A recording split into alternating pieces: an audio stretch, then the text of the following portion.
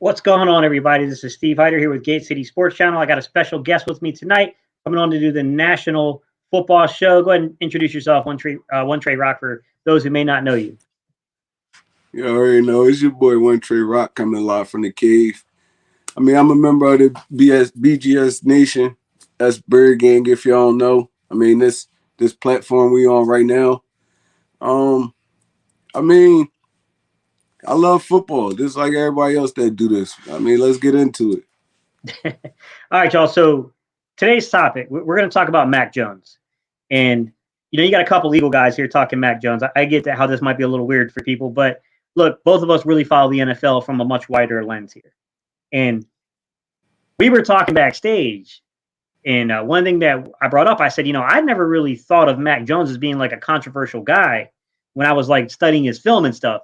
And then you brought up a really good point to kind of frame this whole discussion, which is, I see what you're saying, but wasn't he the dude that caught the DUI before the draft? Although I think he beat the charges. He did catch a charge. He had to appear in court for it, I believe.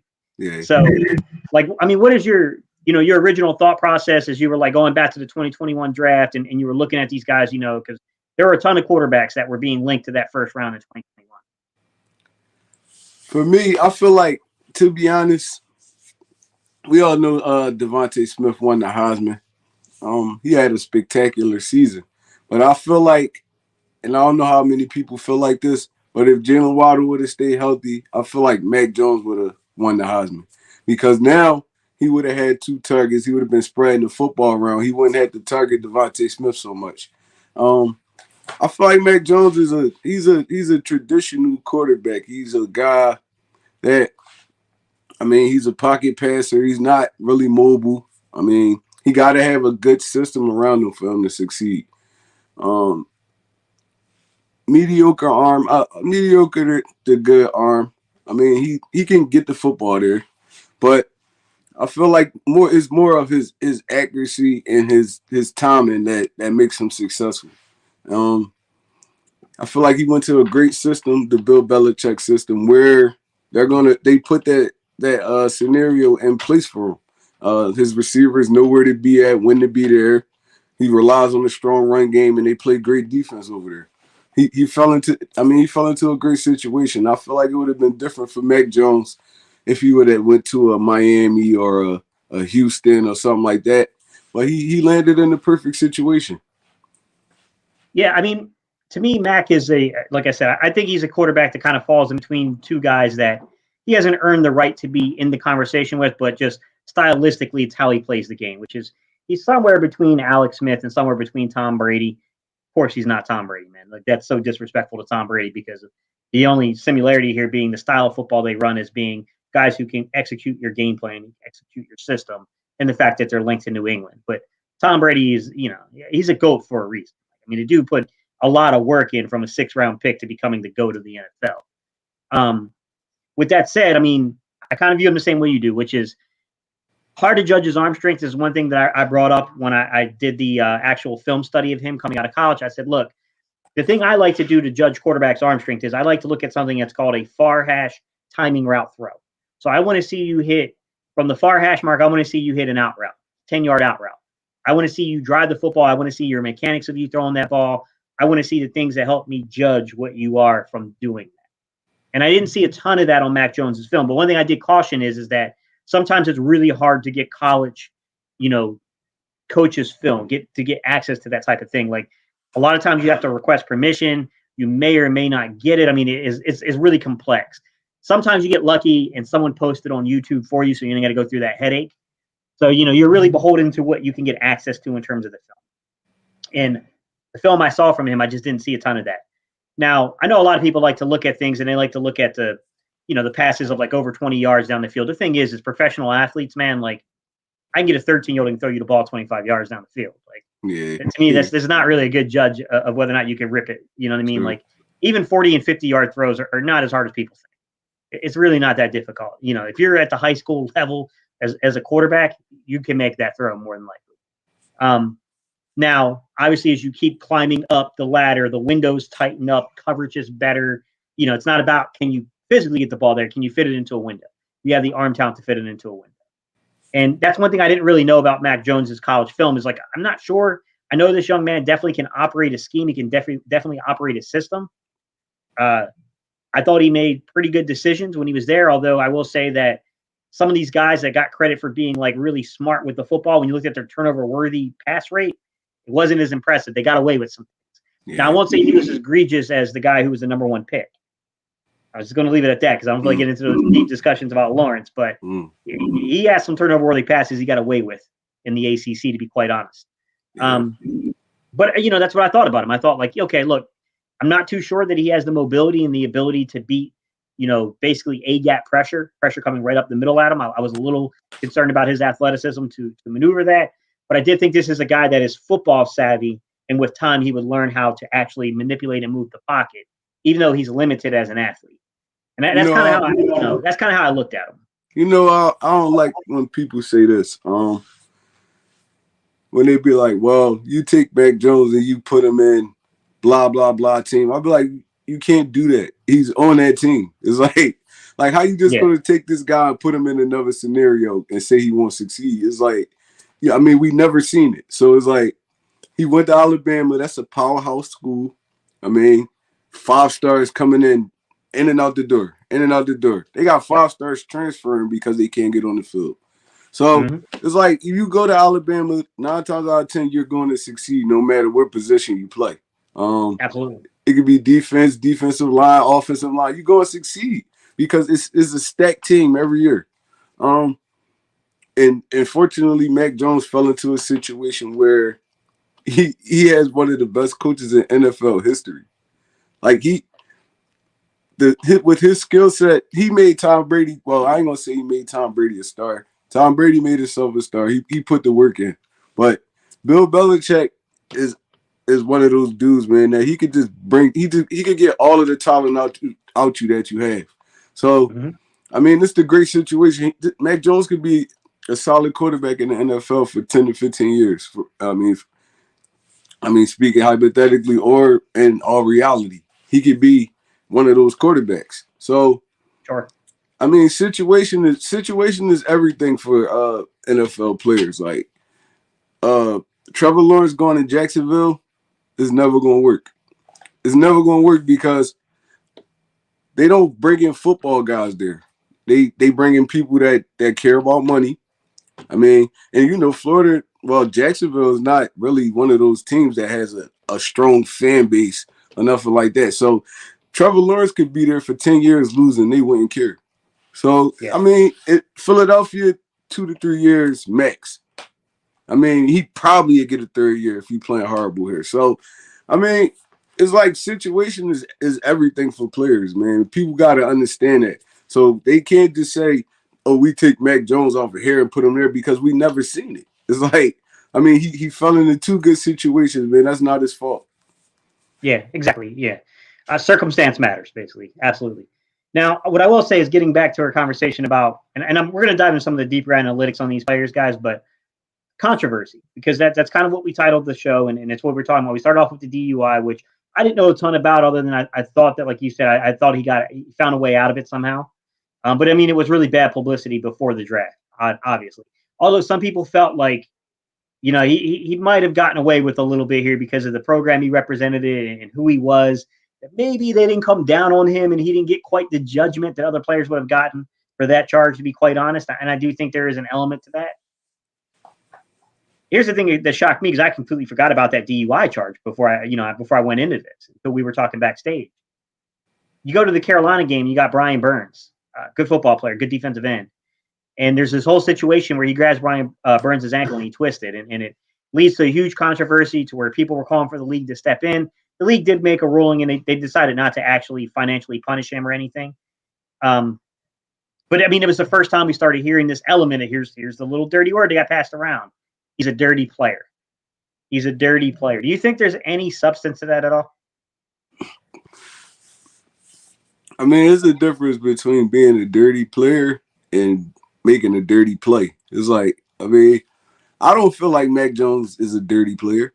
I mean, but I'm also not on the field with him. I'm not in the practice room with him, nothing. So it's like, with my eyes, I don't see a dirty player in Mac Jones. He maybe made a dirty play. I mean, because that's a dirty play. You trying to like hurt somebody after the whistle. It's like that's a dirty play in football. So, I mean, you can take it how you want it, but it's like in my eyes, I don't feel like he's a dirty player. But it could be something there. You never know. I mean, Yeah. DUI. That's an aggressive charge, catching a DUI. So you never know. He probably could have a drinking problem. He probably could be an a-hole on the practice field, or I mean, to his teammates or to the other opponents. You never know. But I'm not even sure. You know what's crazy about that is that I think you actually put that together really well. To be honest with you, One Trey Rock, I really like how you stated that, which is like there is a dividing line between being dirty in the moment and being dirty throughout your entire soul, basically being who you are as a person, basically, as a player. There's a difference there. You can make a dumb mistake in a moment and it not be, you know what I mean? Like you just get caught up in the emotions of the game. But I think what stood out to me about him is that I never got the vibe from him prior to this that he was the kind of emotional, fiery kind of guy that could potentially be caught up in the situation where he's got Brian Burns, who's an incredible athlete, trying to twist his ankle up. And like, I never thought he had that kind of moxie to him, to be honest with you. Like, he didn't strike me as that type of dude. I mean, the dude looks like, you saw the guy, man, when he was doing his workouts and stuff and they were showing this guy's physique, I was like, I wouldn't pin this guy as being a football player. It's not what I would have thought personally. This dude looks like more of a frat guy. Like he's going to a party. That's what he struck me as. Yeah. But I mean, I respect it a little bit that there's something to that, that maybe he's got a little bit of moxie to him. And that, look, I remember the pictures from the scouting combine of Tom Brady. That guy did not look like an athlete. And now it's a completely different story. This guy is very health conscious. He's one of the longest term players that I think outside of maybe Vinny Testaverde, I think, who played into his 40s, later 40s, mid 40s is the last time I can really remember a guy at that position going, playing that long. He's still out there, man, and he kind of came in with these, there are some parallels between these two guys. Now, here's what I don't want to get people to do. Don't confuse this, guys. We're not calling this guy anything anywhere near Tom Brady. Like, you got to earn that, man, and you ain't done enough in year one to earn that, to be quite honest. But I like the way you put that, man. I like the way you said that, which is like, it's a play. It's a play. You can't overextend a play on it. Yeah.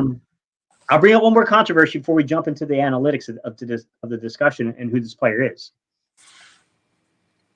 This past week, he comes out and takes a press conference, and he says a couple of things that catches the attention of former linebacker, retired linebacker Ted Johnson, formerly of the New England Patriots. Mac Jones comes out in a press conference and he says, "We didn't practice well." And on top of that, he said, "Our energy was kind of low." Ted Johnson was not happy with that. Ted Johnson, to what I remember from the article, responded something in kind like, maybe rookies should shut their mouths. Which, it's a veteran move, I get it. But, I've heard two sides to this, Trey. I've heard two sides. I heard one side was Bill Belichick's telling him to say this stuff. This is not Mac. This is Bill Belichick's telling him to say it. The other side is like, well, we don't know that. And he's already surprised us in other ways. Maybe this is his. Maybe this is coming from his mouth, actually. What did you think about that? Like him coming out and saying, like, our energy was kind of low. We didn't practice well. And he did kind of say, like, I didn't practice well. And I know other guys on the team probably feel the same way.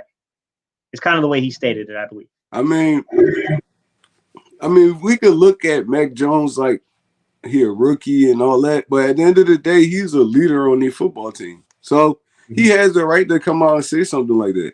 I mean, if it would have came from a Drew Brees or Peyton Manning, anybody like that, it would have got swept right under the rug. But we look at it at Mac. We look at these rookies like, y'all rookies, y'all should just put your head down and just not say nothing. But at the end of the day, in their team meetings, stuff like that, on the practice field, stuff like that, Mac Jones is the leader of them. He's leading them to wins. It's like, so he probably has the right to say stuff like that. I mean, and that's like real old school mentality for the linebacker to get mad at him for saying something like that. It's like, this is his football team. In all reality, this is his football team. So, I mean, he has the right to say something like that. Like, it's like, I didn't practice well. We didn't practice well as a team. I mean, It is what it is. We ain't bring that energy. That's football. You can say stuff like that. Mm-hmm. I mean, he didn't Taking say ownership. like, "Oh, F this team."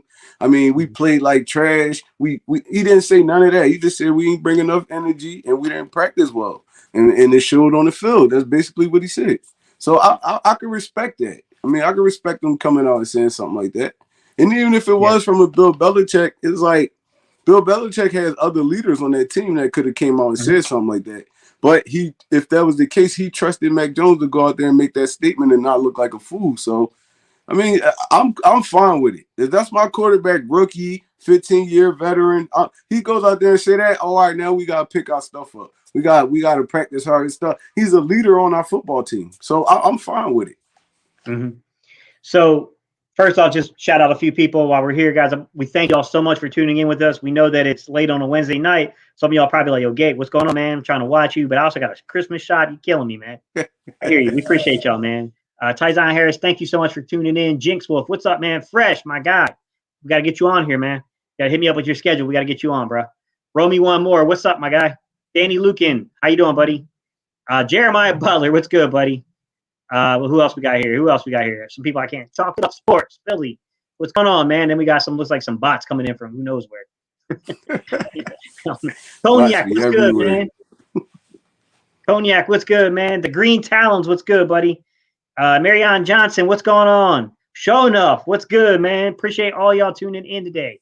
Got some questions before we jump into the analytics, and I want to hit a few of these questions up because I think they're kind of on topic, and you know, they're pretty good questions here. Jeremiah, we appreciate that, man. Y'all, listen up. If you have not subbed up One Trey Rock, do me a favor, man. Y'all look down in the description below. His info's down there for YouTube. He's out here grinding. He's trying to get his channel up and running. Y'all remember, some of y'all content creators that are watching, y'all remember what it was like when you first started that struggle. My man already reached the first milestone, which is you got to get 100 people first. He got there. That's the hardest part of YouTubers, to get the first 100 subscribers. So he's already on his way. That is absolutely the hardest part of YouTube. It's the first 100 stuff. Y'all show him some love, man. It felt like I was stuck on 60 for like 3 months. I was like, oh my God. But I mean, it's slowly growing. Mm-hmm. All right, Danny said, some people say Mac Jones has reached his ceiling. Why? Huh? That's debatable, man. I don't know about ceiling. It's kind of hard to say a rookie's reached the ceiling. I would say that his ceiling maybe isn't as high as other quarterbacks. But, you know, Alex Smith was a good quarterback, and Alex Smith is a similar type. Tom Brady's a GOAT. Tom Brady, you can't expect that kind of result. But Tom Brady was similar, man. I mean, they hid Tom Brady for his first few years behind the running game. Tom Brady had to develop his body. Tom Brady had to develop his arm strength.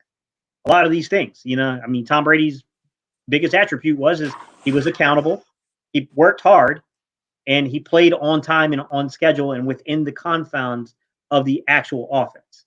That's what he was. He was not going to give you a lot of off-schedule stuff, especially early in his career. I think Tom's gotten a little better with the off-schedule stuff as time's going on because he's learned how to make subtle manipulations in the pocket. These guys aren't going to be able to do the things that other quarterbacks can do, though, to be quite honest. So I don't know, Danny, about already reaching his ceiling. I think that's a bit much, And I know what you're saying because I've heard other people say it too, Danny, but I don't agree with that. Like, I think this young man still has a ways to go before he reaches his ceiling. I'm going to say this. Y'all think Joe Burrow reached the ceiling? Because Joe Burrow has hella weapons on that team right now. I mean, and he looks great. Mac Jones is playing with guys that probably wouldn't even start on some other teams. So, and he's doing a hell of a job with these guys, man. We threw Nelson Aguilar in the trash. He got Nelson Aguilar over there looking good. What's his name? Demarius Bird. Dudes like that. It's like, I like him. Like, I'm a Mac Jones fan. It's like, I want to see dudes succeed because I mean, dude put up 50 touchdowns in college. It's like the dude still rolled him out just because of measurables. He ain't run fast. He didn't look the strongest. He looked like he's still supposed to be in high school for real. So it's like, I mean, you gonna count dudes like that. I like those kind of stories. Even with Tom Brady. Tom Brady didn't look like an NFL quarterback when he first came in. So it's like, I mean, as for him reaching his ceiling in his rookie year, that's like asinine, man. It's like you can't even begin to Mac Jones going to end this season. Let me tell y'all some of Mac Jones stats. Well, he passed for what 3,188 yards, 18 touchdowns, 10 interceptions. Mac Jones is going in this season, in all reality, with about 23, 24 touchdowns. I mean, probably 3,500 passing yards. That's great for a rookie. That's great for a rookie year. I mean, all you could do is stack off of that now, and then you put some more talent around this dude. He's gonna be great, man. I feel like he's gonna be great if he could stay out of his own way. I mean, he could listen to Bill Belichick. Just do his ask to you, do your job, go out there, grind every day. Make sure your teammates love you. Like that's all you really got. That's all you really got to do. He's gonna put up numbers every year. It's just where Mac Jones want to take it because his ceiling could be here or here. So it's like, I feel like we get to do a little bit too much. But it's not justified at all. Like the numbers speak for itself. They lead in their conference and wins. They lead in their conference and wins. I mean, he about to take the Patriots to the playoffs. They haven't been to the playoffs since Tom Brady left. So I feel like he's doing a great job. Yeah, I mean, Chalk It Up Sports kind of ties into what we're talking about here. He says, I actually like Mac taking accountability like that. Why lie? I think that's a grown man statement saying they didn't practice well. Yeah, I can see both sides of why some guys might be upset about it because, maybe they don't want stuff being leaked to the media like that. Maybe more so internal to the organization and inside the rooms, film rooms and stuff like that. Not necessarily out there for that. But I think the other side of it could be true, which is that it's not really coming from Mac. It could be Bill Belichick trying to send a message through Mac Jones, basically. I can see both sides of that kind of. I can see both sides of that argument. Chalk it up, sports, no doubt about it. There was a pretty difficult question in here because I didn't necessarily see. Hang on, guys. Richie, appreciate you, buddy. We'll get to the question real fast, guys. Steve, agree or disagree with good downfield blocking by Lane and the wide receiver on the goal line? Rager should have had 2 touchdowns. Tough to say, man, without seeing the coach's film on it, Richie. I got to see the coach's film before I say something definitive like that. I think when I looked at the wide receiver, the tunnel screen. So that tunnel screen was like 1/10 of a second off from putting it in the end zone. It was 1/10 of a second off from being in the end zone. Those things are tough, man, because you got to keep in mind the surface of the football wasn't great, and the field conditions weren't great because they had been kind of getting that mist off, for 3 quarters. So I think it messed around a little bit with the quarterback's grips on the football, and I think that caused some slight timing issues with both quarterbacks at times. And I think that it's hard to run screens and it's hard to run those tunnels and things, those tunnel screens, and tight end screens, and the running back. It's hard to do those things. That messes up the timing of plays a little bit, and I think that had something to do with it, to be quite honest. But without seeing the all 22, man, it's a guess. I see what he getting to though, because it was in that situation. I mean, you got to look at it from how you seeing it and how Rager feels in that situation. It's like he caught the bubble screen, Lane leading for him, but he has a defender right on his back. So if he cuts back, he probably gets tackled anyway. So I feel like he made the smart play. Follow your blocker until you can't get out of bounds, live to fight another day. Everybody want everybody to do Madden moves and stuff like that, but that's when you mess up, you fumble. Somebody come behind you, strip sack you, anything. Strip fumble you, anything. So, he made the right football play. I'm fine with it. Yeah, like I said, man, it's so timing based. Those things are really tough to do. What I will say is kind of flipping it back here to Mac Jones. There are some things I discovered by looking into the analytics here. So the first thing I wanted to do is I wanted to look at these guys' time to throw because my inherent bias made me believe that Mac Jones out of Tua, Mac and Jalen probably would have the fastest, all accounted, so all dropbacks, time to throw. So not just the ones that you get the ball off of your hands, but all dropbacks. I was wrong. He doesn't. He's still fast. He's a fast processor. It's got a lot to do with the system and the scheme he's in. Tua does. Tua's at 2.49 seconds on all dropbacks. Mac Jones is at 2.57, and then Jalen's at 3.2. Now, difference comes out to numbers here when you really look at it in terms of depth of throws. So what you can see here is that Jalen on the season has thrown 340 passes. Mac Jones has thrown 405. Tua has thrown 288. 136 of Jalen's 340 passes have been above 10 yards, which basically ranks to a ratio of having 40% of your passes above 10 yards, 60% under. You look at Mac Jones, 138 out of 405 of his passes, so 2 more than Jalen, but with a lot more attempts, have gone above 10 yards. That ratio works itself out to 35% above 10 yards and then 65% under. Tua has thrown 288, 94 of them being, above 10 yards. At 94 ratio, when you work it out, it comes out to 32% above 10 yards and then 68% under. So Tua's checking it down a little bit more, to be quite honest, than the other quarterbacks. Mac Jones is somewhere in that mid area of things. And then, with Jalen, you got to consider, guys, some of the things that happens with this system is that play action slows you down in terms of that recording, and so do RPOs, by the way. So those things are going to cause your offense to take a little bit longer to progress. That's why a lot of people were kind of yelling and calling for like a more traditional style offense and to kind of speed the pace of those things up a little bit. Any of those numbers shock you?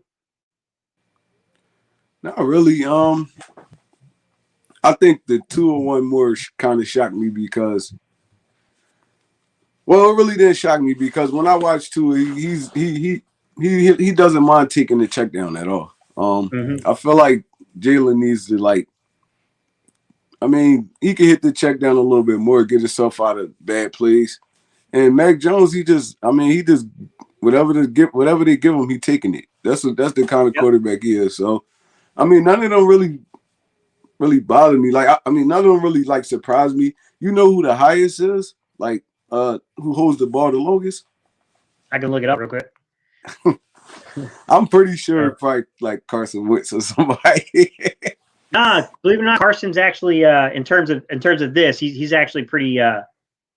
His numbers are down compared to what he was in Philly because it's Frank's a little bit different system. Although Frank runs some RPOs, Frank was really the person that kind of started the RPOs with Nick Foles here and kind of getting that in here. But let me take a look at time in the pocket from all quarterbacks, and then I'll filter it by all passing attempts. I'm going to filter out guys by minimum dropbacks. I'm going to filter that out by 20%, just because I don't want guys that have only thrown the ball like 5 or 6 times being included in this. So we're going to go 20% of 630 passing attempts because that's the highest recorded dropbacks at this time. So we'll do that, and then from there, let's see. Sorry, guys, it's taking a second to adjust the times on everything. I do know when I looked, Jalen was like 35th or so, I want to say, is about where he came out at, somewhere in that area. All right, so we got Ben Roethlisberger is the fastest processing, or processing is probably really the wrong word, guys. He's the fastest timed quarterback, and that has a lot to do with, number one, Ben not wanting to get hit anymore, but number two, the system. That system is very much underneath. Let's see. Let me go ahead and go all the way down. So Jalen Hurts actually ranks 39th. I was a little off on that. He's 39. So, yeah, Jalen Hurts is ranked last at 3.20. And then Jameis Winston would be the next guy up, but he only threw 60. It's not as many passes that they're judging, to be quite honest. So I don't know if that's 67 dropbacks that they're judging from that, which is not, probably not what you're really looking for in that. Yeah, I let's see. Lamar Jackson would be next at 3.09, so he's tied with Jameis Winston. Zach Wilson would be the next guy in line from that. Tyler Heineke would be following that at 3.02. Huntley in Baltimore, but that's only 80 passing attempts. I would scratch that one, guys. Darnold in Carolina, 2.89 is 31st. Then Mayfield, 2.89. Trevor Lawrence, 2.84. So you got a mix of young quarterbacks and systems that are running a lot of play action, RPO type stuff, things like that. It'd take a little longer to develop. You did ask about Carson, so let me see exactly where Carson ranked, because it's a good question, honestly. Where is he? He's probably, I'm going to guess he's probably in the middle of the pack. All right, middle of the pack. Yeah, 22nd. So I still think that's, all dropbacks are 2.77 with him. That's still, it's a little high. Carson should be really around that 2.68 to 2.71 mark, if I'm being honest, just knowing that system and where it's supposed to be. Right. So he does hold the ball still almost a tenth of a second longer than what other quarterbacks have done in that system. So, there is an element of that still. But he also, you're dealing with guys like Phillip Rivers compared to Carson, and they're different animals. Phillip in his prime kind of had that ability, but not Phillip when he was in Indianapolis. Yeah, Phillip was getting that ball out of there. Yeah. There's a little bit more, a little bit more willingness to not take those hits, as you get later in your career. Oof. Richie asked me, he said, Gate, can you break down what went wrong with Russell Wilson after the season when you have some free time? It can not just be a bad O-line. Yeah, sure, Richie. I'll take a look at it. You guys know I'm a big Russell guy. I started off at NC State when Phillip Rivers was there. Did too much, had to leave, went into the military, came back, got out of the military, came back, transferred back into NC State. So I was there during the Phillip Rivers years, and I was also there during the quarterback controversy between Russell Wilson and Mike Glennon. So I got to see that play out, which is really weird to have experienced those things, but I had an opportunity to see all of them. I mean, in that situation though, because let's go back a little bit to that. Russell opted to go play baseball, so it's like, I mean, you bring another young guy in there, young guy you think could be a star, and then Russell tries to come back. In that situation, what would you do? I'd have kept Russell. Russell was so far ahead of him. It just was. But I mean, to be fair, no one saw Russell as an NFL level prospect at the time. Not because of his play. I mean, he was incredible at NC State, but it just was his size. Just small. Right? He was small, man. He was small. He was a baseball player. He was a small guy. And I think in hindsight, you could argue it both ways. To say, look, you got 2 years. This is college. It's not pros. And Mike Glennon was a huge prospect. And some of that might be due to recruiting, like not wanting big prospects to back away from your program because you might not play them. Because he put up good numbers over there. He did. Mike Glennon was a good quarterback at NC State. He was. But Russell Wilson was, it's just a different level. And Russell Wilson was a very much an unheralded prospect, where Mike Glennon had all that recruiting momentum coming behind him when he came to State. So it's one of those situations where they probably didn't think that they would ever be in that situation between these two quarterbacks.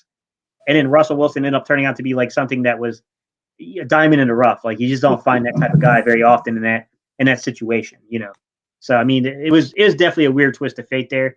I'm not a huge fan of who the head coach was at that time, Tom O'Brien. He's a former Marine guy. You always gotta back up your former military service members. And I was there. I used to help set up chairs and stuff for their meetings and stuff for him. He was not the most endearing person. Like, not a guy I can envision drinking a beer with. Oh man, that was not his personality, man. Like, he was very much like gun ho. Yeah, I mean, it is what it is. Yeah, Richie, NC State had a really good run of quarterbacks from, recently they've had everybody from, they had Phillip.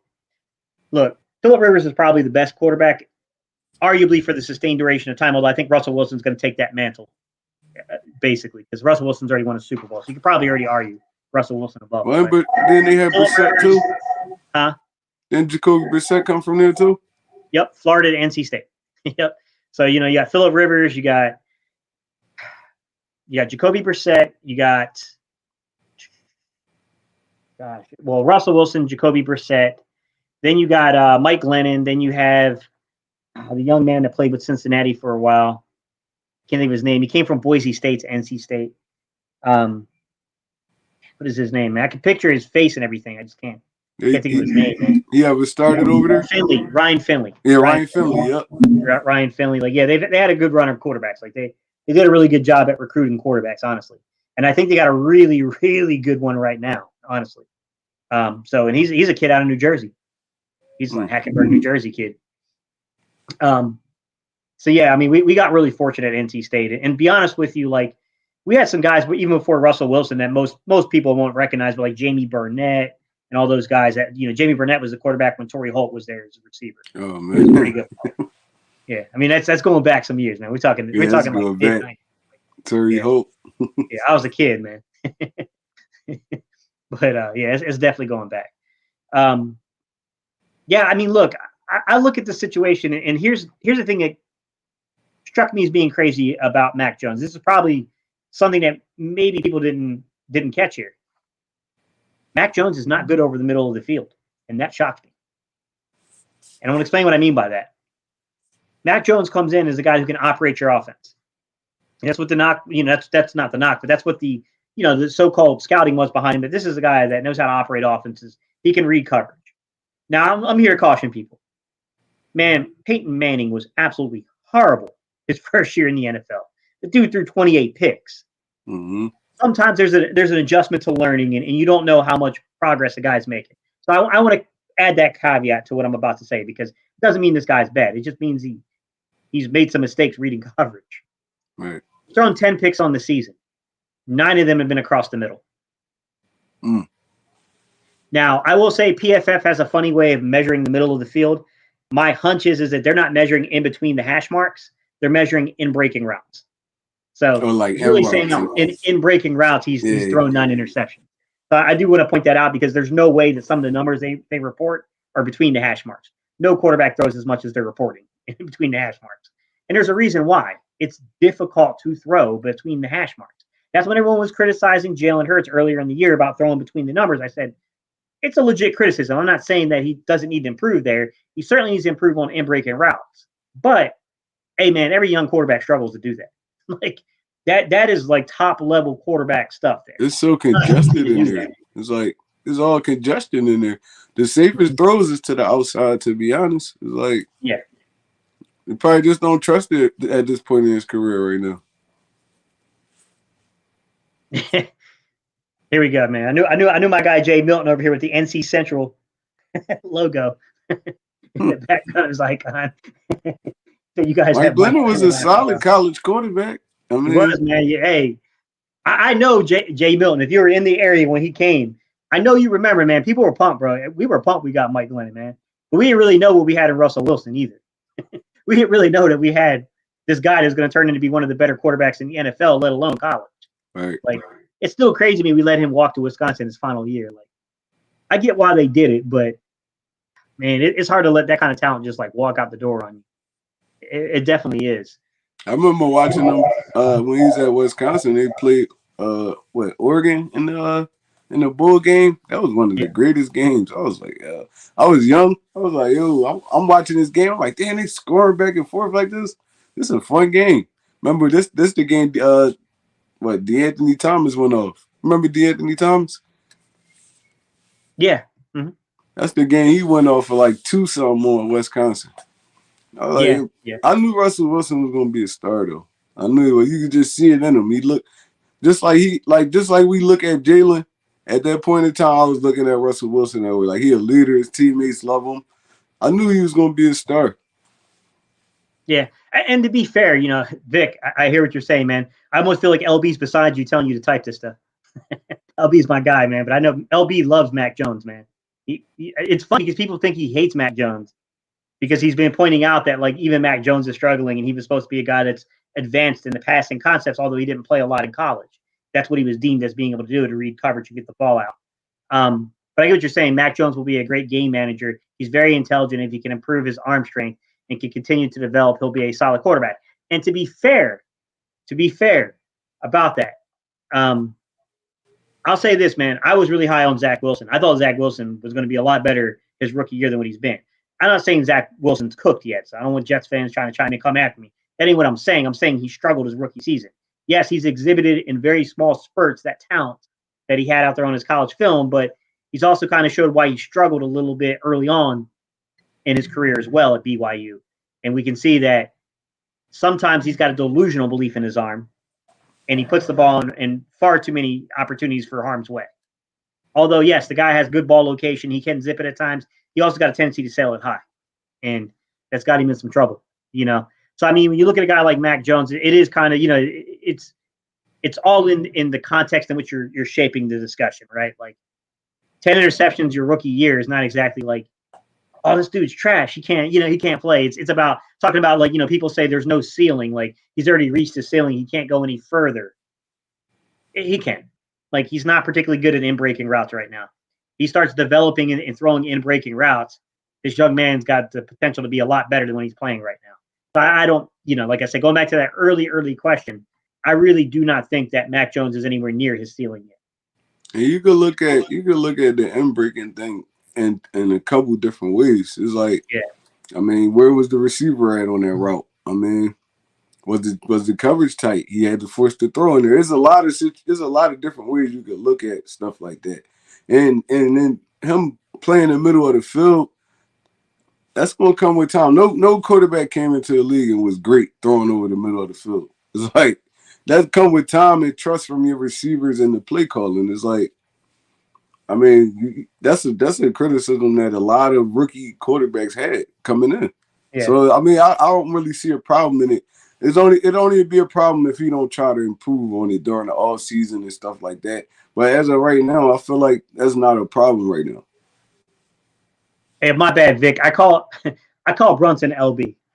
We talk all the time, man. I don't want to call him by his first name. I know his name. I don't want to put that out there though. Like, if he's not telling people his name, I'm not gonna put him out there like that. But I already know what I just call him LB. Yeah. Like I know because I talked to LB a lot. I know LB really liked Mac Jones a lot coming out of the draft.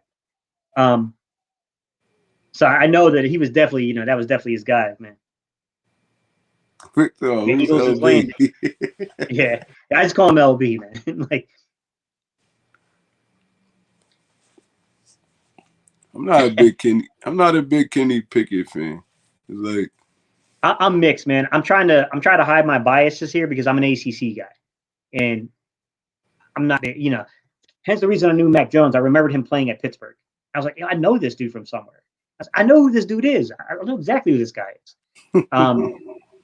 So yeah, I'm a little biased when it comes to Kenny Pickett, just because like it's hard to remove yourself as the fan of NC State talking about a Pittsburgh guy. Like I had to look. You know how much I had to convince myself when I did my commentary on Sam Howell, who's the UNC quarterback. Like, it's hard for me not to just call that dude trash, even though I know that's not true. Just because I don't like UNC. Right. but every inch of my body would say, "Yo, that dude's trash, man. Don't tell me about no UNC." I'm the same way. I'm the same way, man. It's like I know somebody good, but it's just something in me that just won't say it. Like, no, you trash. I don't care. He could throw for 6,000 yards. He trash, bro. Just because where he play at. I get what you're saying. Yeah, exactly, Jay Milton. What's up? First off, Durham, I hear you, man. What's up, man? I used to live right over by Cameron Village for the longest time before I moved out here to Greensboro. So I've been through Durham, man. Y'all got all the good restaurants now, man. It done switched around with Durham, man. But yeah, you're right, man. Like, Glennon was this huge recruit, and nobody knew Russell Wilson was going to be what he became, except for apparently Howie Roseman. As weird as that is. Apparently Howie had it pegged, but nobody else really saw that coming. So what's your thoughts on Jalen right now? I think there's, he's getting better. I know a lot of people always hit me up in the comments and always like, can you explain how he's improved since the beginning of the season? And like I said, look, here's the thing is when you say improvement doesn't mean that a player is all the way there. It means have they taken steps to improve what they were in week one, which I do think that he's gotten better, especially since he started having the meetings with Nick Sirianni, especially since they actually brought, Brian Johnson down from the press box to the sideline with him. He's worked the pocket better. I see little subtle movements in the pocket. He's hanging a little longer in the pocket to try to make plays before escaping. I do see those little, things. It doesn't mean that there's still not instances where he misses things. Absolutely. He missed Kenneth Gainwell from the TV copy. It looked like he really missed Kenneth Gainwell down in the red zone. But things happen, man. Things happen. Like it happens from time to time. But what I will say is that those things he's gotten better at. Like, he's honestly gotten a lot better at it. Now I'll add in this caveat to the conversation. Nick looks over the offense. He looks over the play calling, and he comes back away with, okay, there's some things we can add to this offense to make this better. And my guy finally did what I asked him to do, which is he basically came out and started running two-back sets. I've been asking for 21 personnel and two-back sets for like 2 years now. Yeah. Back when Doug was here, I was trying to get him to do it, man. Like, basically since I saw that one play in 29, I'm joking. Even in 2019, I was calling for it.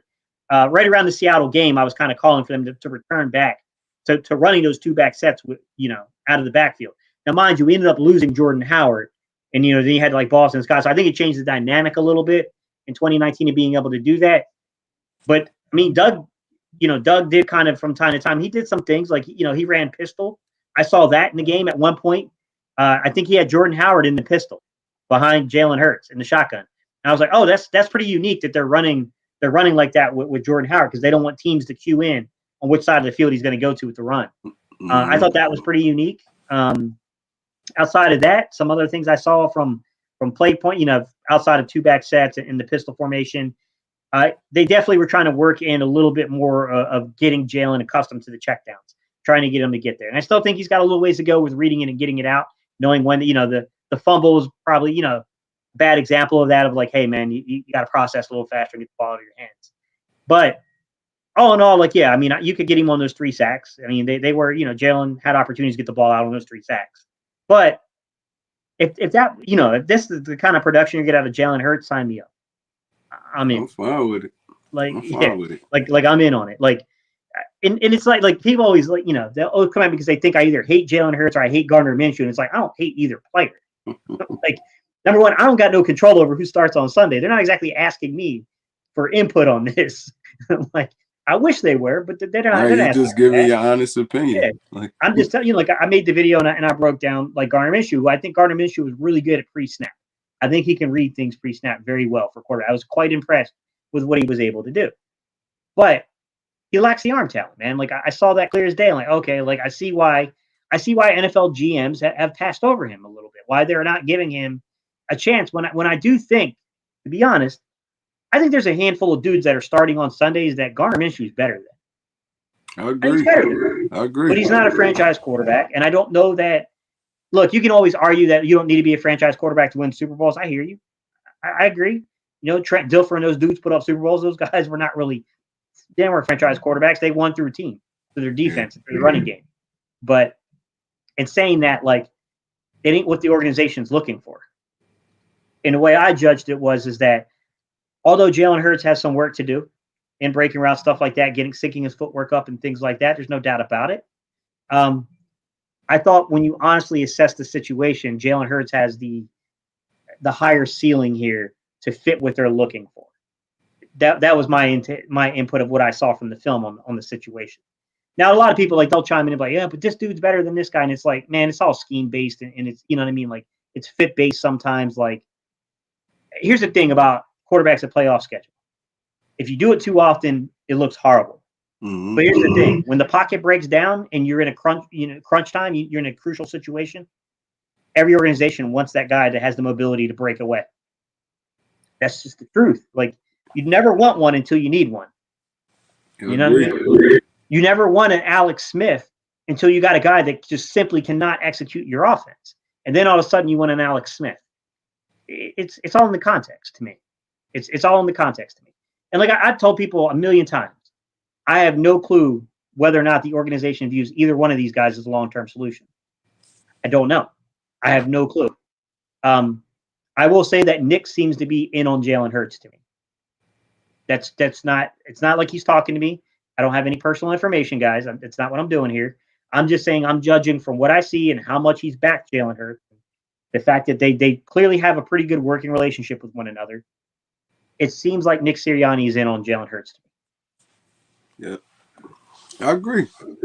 I feel like he actually tailoring this offense that Jalen Hurts strengths now. It's like, run the football, dominate in the trenches, play action pass, get your wide receivers some easy catches. It's like, I feel like he's doing a great job at this point. First 6 weeks shaky, but yeah, I mean, ever since that, I think it started once that Detroit game. After that, Sirianni been dialing it up, man. He been dialing it up. I seen a lot of people, they kind of get mad because they say, oh, the play calling is repetitive. You see the same thing. It's like, if it's working, why change it though? Yeah, don't fix what's not broke. Yeah, if it's working, why change it? Now, if people start shutting it down, then you got to make adjustments. But I haven't seen a team that shut it down yet. So it's like, I mean, just keep doing it. You ride your cows until they can't milk no more. Miss Gang, it's an excellent question, and I think it needs to be asked to people more often. Number one, I would say I would ask people how many franchise quarterbacks they think are in the NFL, because I think that's an important conversation. In my opinion, there's 8 to 12 of them. There's 8 to 12 guys that stand out above the rest as guys that can actually, and my definition as a franchise quarterback is this is a guy that can carry your offense. Okay. It's a guy that can be more than just scheme or system based. It's a guy that you can depend upon to rise the play of people around them. And some of that has to do with an expansion upon that to where they have to be savvy and understand coverages and be able to manipulate defensive coordinators when they're throwing the curveballs at them. There's a lot going into that. That's why I say that I think there's potential for Jalen Hurts to be that type of quarterback. I'm not saying that young man has reached that ability yet, but I have seen elements of his game to where he has clearly carried things. And I've seen elements of his game where he's clearly hurt us in games too. I mean, I've seen it both ways. But there's so many things. Like anytime there's a play that goes wrong, this is the problem I have with a lot of people. They'll see a play that goes wrong, and I'm like, that guy stinks. It's more complex than that, guys. It's so much more complex than that. Like, it's not one guy. One guy, unless the guy got hit with a wide open pass in his mitts and he dropped the ball, that dude stinks. In that moment, that dude stinks. In that moment only. But most of the time when a play fails and the execution fails, you got to look over the coaching. You got to look over the system, the design, the actual moment of the play call. You got to look over the execution of the line, the routes run by the receivers, the release from the quarterback on the ball. Like, there's a million things you have to actually analyze on the film. And that's always hard because one of the things I get a lot of is when people ask, like, there'll be a missed throw. The problem with when the target is off is it always looks like it's the quarterback's fault. Mind you, I am a quarterback telling you it's another person's fault. Take that with a grain of salt. But sometimes, to be truthfully be told, the receivers are in the wrong place. They're not where they're supposed to be, and it makes the quarterback look bad. And that's the honest to God truth. It happens more than people realize on film. And it's hard to know unless you know the play concept. And there are sometimes guys I honestly don't know the answer because I'm not overly familiar with the play concept. I'm not in the room, so I don't know exactly what they want them. But then there are other plays that everybody, even from high school, we run it. So I know exactly where the ball's supposed to be. I know where the player's supposed to be. It doesn't work. I'll tell you, someone asked me the other day about Carson Wentz. I hate bringing this guy's name up, but just because I'm so ready for this stuff to die down in Philly. But they asked me about why he could never hit a screen. And I said some of it had to do with he just had really poor footwork at times. But some of it also had to do with Miles Sanders as a young back had a bad tendency to not be where he was supposed to be in his depth in that. And it caused him to always overthrow Miles. And it looked really bad. And it took me a little while to catch on that was happening. Because even I was, at first I was the same thing. Like, why is this dude not hitting screen passes? Like, it's like literally the easiest throw in the freaking league. And then I realized what was happening. The depth wasn't correct. And I was like, oh, okay. There's a little more complexity behind this. What's going on here? It happens. But that doesn't take away from the fact that Carson Wentz was notoriously bad with his footwork. You know what I mean? That doesn't take away from the fact that Jalen Hurts is struggling to throw in breaking routes. Like, you know what I mean? It's complexity. All this stuff has a million and one reasons why it goes wrong. But to answer your question, Ms. Bergang 31, it's really about elevating the play of the players around you. That's to me, that's a franchise quarterback, right? Is that guy doesn't need to have all the pieces together for him to beat a team. Now, I'm not saying like when you get into like more complex situations and games and matchups, like you got to have more than one guy. A franchise quarterback alone is not going to do it for you. But nonetheless, it's that single aspect of elevating the play of the players around you. That's to me, that's the if you want to boil it down to one simple thing, that's what a franchise quarterback is. And in my opinion, there's only 8 to 12 of those guys in the league. And then you have a bunch of guys that are good. If you have a good enough scheme and a good enough, system around them with good enough playmakers, they can do well. I'll give you an example of a guy I think is highly underrated. I'll give you 2 players. They're highly underrated. Sometimes they're overpaid, Kirk Cousins. But that doesn't mean that they're not good football players. Kirk Cousins has got a rocket for an arm, and sometimes he gets unnoticed. The guy's got a 59-mile-per-hour ball velocity. He's got a cannon. He's a good player. Not a franchise quarterback, in my opinion. The other guy that I think is a little underrated, he's in a bad situation, but I think that he could potentially become something at one point if he's in the right system with the right coaching, with the right players around him. Derek Carr. I think Derek Carr could be better than what he's shown with the Las Vegas Raiders. I don't think they're maximizing Derek Carr's potential. And I think they would be making a silly mistake if they let him walk. Everyone just assumes you can find a Derek Carr in any draft. No, you can't. No, you can't. That's a mistake. That's a mistake. Like, Derek Carr is I think solid. Derek Carr is He's a underrated. solid quarterback, man. Yeah. I've been saying it for years. Derek Carr is a solid quarterback. It's like he's stuck in like a bad situation for real. It's like I feel like Kirk Cousins got a lot more going than Derek Carr, I feel. But when it comes to like quarterback for quarterback wise, I feel like Derek Carr one of the best quarterbacks in the league. If you think about it, I mean, and he has a little bit more athleticism than people think. He could get out the pocket when it break down, stuff like that. He always been a solid quarterback to me. Mm-hmm. But yeah, Ms. Bergang, that was a really good question. She wanted your take on it too. One Trey Rocket, like, what do you consider to be a franchise quarterback? I'm gonna kind of go the same as Gate. It's like somebody, a person that you can bring in and they can elevate your team. You don't got to have the best talent around them to win. A la Aaron Rodgers, dudes like that. You don't got to have the best talent around you year for year to win. Aaron Rodgers averaging like 10 wins a season. I mean, and all he really has is Aaron Jones and Devontae Smith. I mean Devontae Adams. So, I mean, it's like it's however you want to look at it. Like I consider Josh Allen a franchise quarterback. Kyler Murray, dudes like that. Dudes that just like they gonna stick in their city for years just because. I mean, they're winners. They're winners. They elevate players around them, and they got us. We Philadelphia Eagles fans. They got us talking about them. It's like, oh, I think Josh Allen is a good quarterback. I think Kyler Murray gonna be a good quarterback for years to come. It's just that it's like that moxie that they have. I mean, they don't got to be the greatest in the world to be a franchise quarterback. You got to have that trust and belief in your team and your organization and your fan base. Yeah. Yeah, and I hate how people like a lot of people think like there's so many of these guys out there. It's like, oh, it's like the 16 quarterbacks, like the top half of the league. Like, nah, man. No, there's decent quarterback play, guys that with the right circumstance can win you games, but they're not franchise guys. I like Kirk Cousins. Kirk Cousins, he's a decent football player. To me, that's not a franchise guy. I look at a guy like I said, Derek Carr. I think Derek Carr is drastically underrated for what he can do.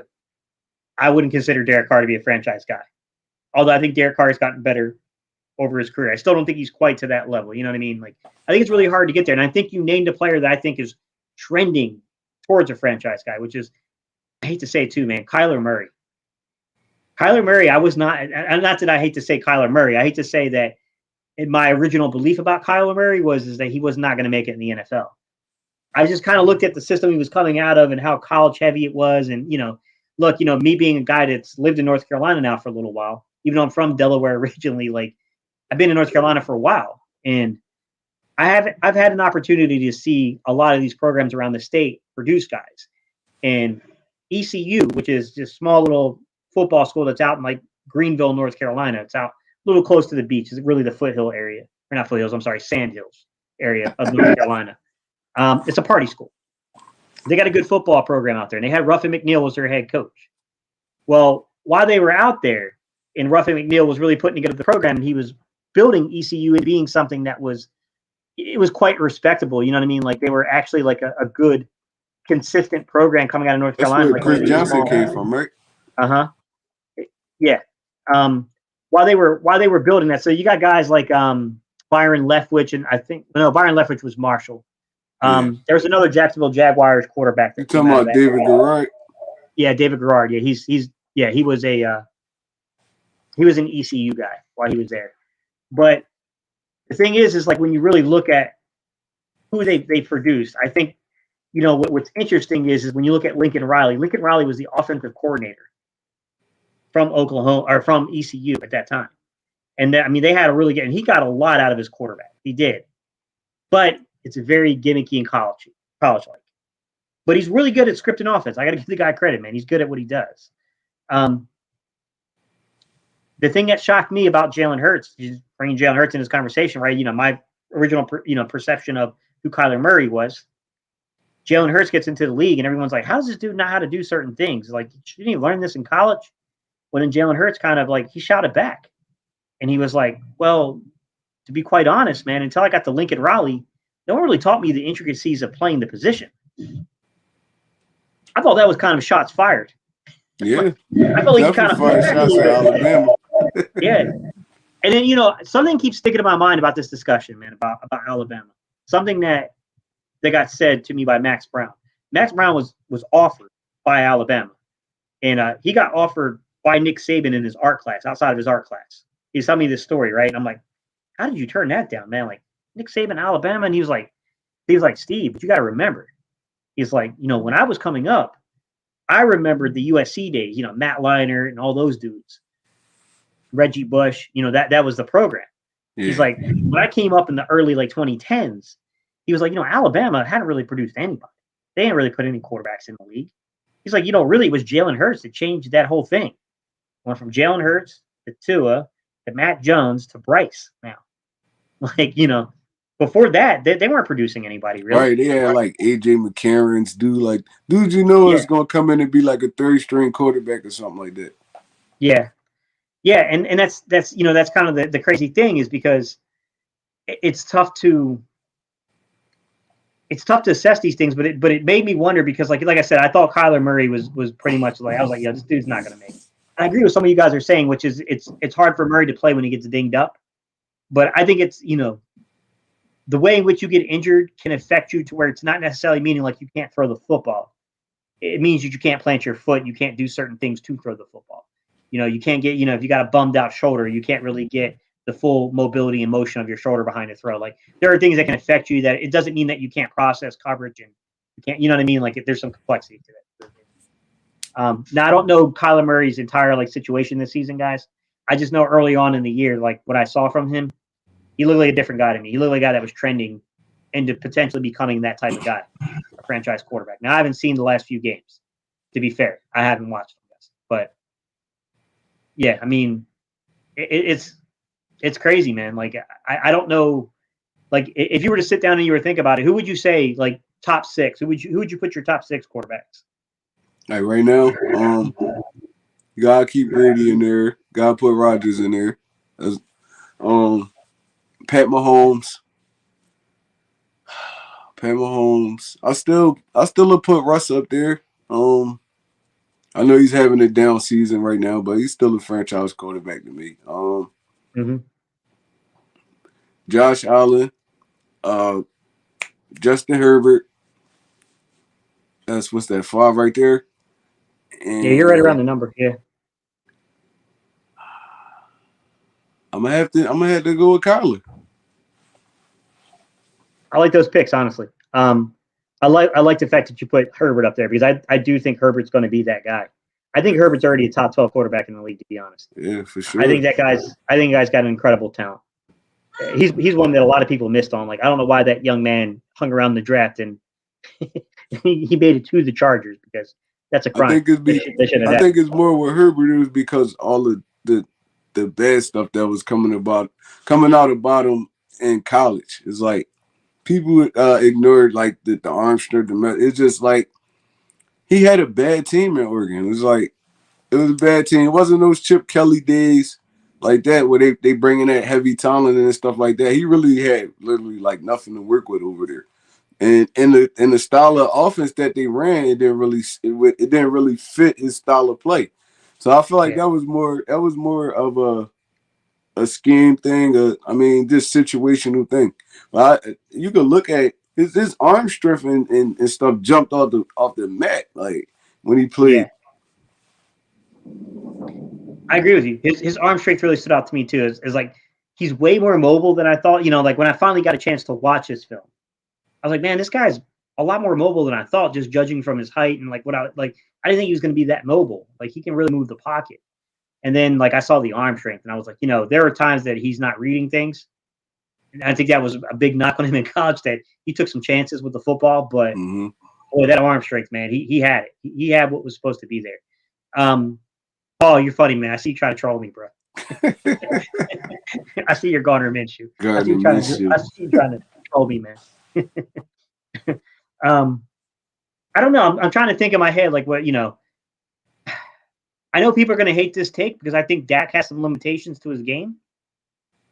I don't know if I'd say Dak is a solidified like franchise guy per se, because I've never seen Dak without the big time playmakers around him. And the one season he kind of had to be leaned on for that. It was only his sophomore year in the league, second year in the league, and it just it's a very unfair expectation for a guy, and it didn't go well for him. And then they ended up drafting Gallup, and then they went and traded for Amari Cooper, and they started putting pieces around him from the receiving core. So I don't know if he can elevate the guys like that, but I can say that when he's healthy and he's in the games, he plays well. Though he's struggled recently, like he's not been good recently. But I still think I would say he's a top 12 quarterback, in my opinion. I think Ben Roethlisberger was at one point. I don't think I would put him anywhere near the top 12 currently. He in the bottom tier right now. It's like Ben Roethlisberger. He's basically hanging on. He probably needs to hang it up, honestly. Yeah. I'm trying to think of the guys that are in the league. Like Joe Burrow is probably top 12 for me. I think Joe Burrow is trending towards a franchise guy, but I think there's limitations. He definitely trending towards it. Yeah, he's got some moxie to him. I think he plays with a little bit of reckless abandon, and it's fun to watch him play. I like Murray a lot. I like Kyler Murray a lot. I think the only other person I might put in that list from a talent perspective, not from an accomplishment, he hasn't accomplished barely anything. Matthew Stafford, from a talent perspective, there's not many better. Yeah, he's up there. He definitely has an elite arm strength and stuff like that. But with Matthew Stafford, it's like I feel like he's been in like mediocrity so long. It's like he can't handle his success right now. That's why he's been so up and down this season. It's like he reverts back to the Detroit Matthew Stafford all too often. It's like, I mean, he got to get out of his own way. But I still feel like Matt Stafford is one of the best talents in the NFL. Yeah, I believe so too. I think he was on a horrible Detroit team, but I mean, it leads to our question. Like, he didn't exactly elevate the play though. That's kind of the thing. Like, he's an exceptional talent, but he didn't really elevate the play. So I get leaving him out of the top 6, but I think he's up there. He's pretty high up in my opinion. Matt Ryan has always been wishy-washy to me because Matt Ryan had such high expectations coming out of college forever ago. Because it's crazy to think how long Matt Ryan's actually been in the league now. But I don't know that I would say that Matt Ryan is he's a franchise guy. I'm not saying he's not a franchise guy, but I wouldn't say he's top 5. I don't think Matt Ryan is sniffing the top 5, to be honest. Not but anymore. You got to also look at the numbers too with Matt Ryan, man. He's been putting up 4,000-yard seasons since he came in the league. So the numbers speak otherwise. But I mean, I think he's a franchise guy. I don't think right now, if I had to go, if we're picking quarterbacks, and I don't know if Matt Ryan's my fifth quarterback. Fifth quarterback not right now in his career. No, he's done. He cooked now. Yeah, he cooked now. It's about to be a whole new wave of guys. I mean, it's about to be a whole new wave of guys. The Mac Joneses, the Joe Burrows, Jalen Hurts, dudes like that. Everybody else slowly like about to wash away. Matt Ryan, Ben Roethlisberger, all those dudes. They've been top 5, top 10 for years. I mean, their career coming to an end for real. So it's like, I mean, that's how the NFL go though. Yeah, hey Paul, what I'll say about the Ryan Tannehill thing is the way I expressed it when I talked about Derek Carr, and I think it was another video or it was a comment I was responding to. I said that if you're looking at a reclamation project, then you're using Ryan Tannehill as the golden example, right? Jimmy Garoppolo is kind of the cautionary tale. Ryan Tannehill is kind of the success story. So if you're looking at a guy like, I don't know, let's say Kirk Cousins and probably I'd say Derek Carr are your two kind of like reclamation potential projects you could have. Then I think you look at Ryan Tannehill and you say, oh, you could get the guy in the right system with the right, situations around him. You could revive a guy's career and change the narrative around them. I think most people realize Derek Carr's pretty good though. I think early on in Derek Carr's career, people were ready to give up on him. Thought he was maybe washed. Maybe he was a little bit of an overdrafted player. Although he was a second-round pick, so it's not like it's not like he was picked like in the first round. Really, he wasn't like a top 10, 12 pick. But I mean, I definitely I could see that point. I don't feel like Ryan Tannehill is really a guy that elevates his team. It's like You see how he been playing since Derrick Henry went down. So that team was like more. It set Ryan Tannehill up for success because he really didn't have to do too much. It's like Derrick Henry carrying the ball 25 to 30 times a game. I mean, you got to stack the box against the dude. You see now since he doesn't have that, he's been struggling. Like so, Ryan Tannehill is one of those dudes that just benefited off of a good situation for real. I don't think he's a great quarterback, to be honest. Yeah. Jalen, I was trying to avoid that. Appreciate that one, man, because I know exactly who you're referring to. He's a franchise guy. Yes, he's got the talent to be a franchise guy. He's a mixed bag, though, Jalen. You and I, we've talked a lot, Jalen. You know how I feel about him. Talent perspective, there's not 12 guys better than him from the talent. But man, the good comes with the bad comes with the good with him. Like that's all I can say, man. The shaky footwork, right? The sometimes I'm not going to say that he has an overall fragile, mental state to him because he's played through some pretty rough injuries and stuff. I mean, he's got some clear mental, toughness to him, but the outside chatter clearly gets a shot, man. A lot. You talking about Carson right now? Yeah. Oh, yeah. all right. Yeah. Like I know the elephant in the room you're referring to, Jalen. I didn't really want to get into it, but yes, I would consider him a franchise guy. At one point, I definitely thought Carson was a top 5 quarterback. I don't know about that anymore, man. I think that the footwork and stuff got too far out of control for me. I thought his throw mechanics got too far out of whack in 2020 for me to put him in that category. Do I think he's anywhere as bad as he played in 2020? No, I think that was an anomaly. But I'm no longer as confident putting that guy in the top 5 or 6 quarterback discussion right now. I think he's somewhere around where you put Dak. I think him and Dak are kind of close proximity. Yeah. I feel like we also got to give Wentz another year under Frank Wright. I mean, exactly. We can see. I mean, we'll make that determination by the time next year comes.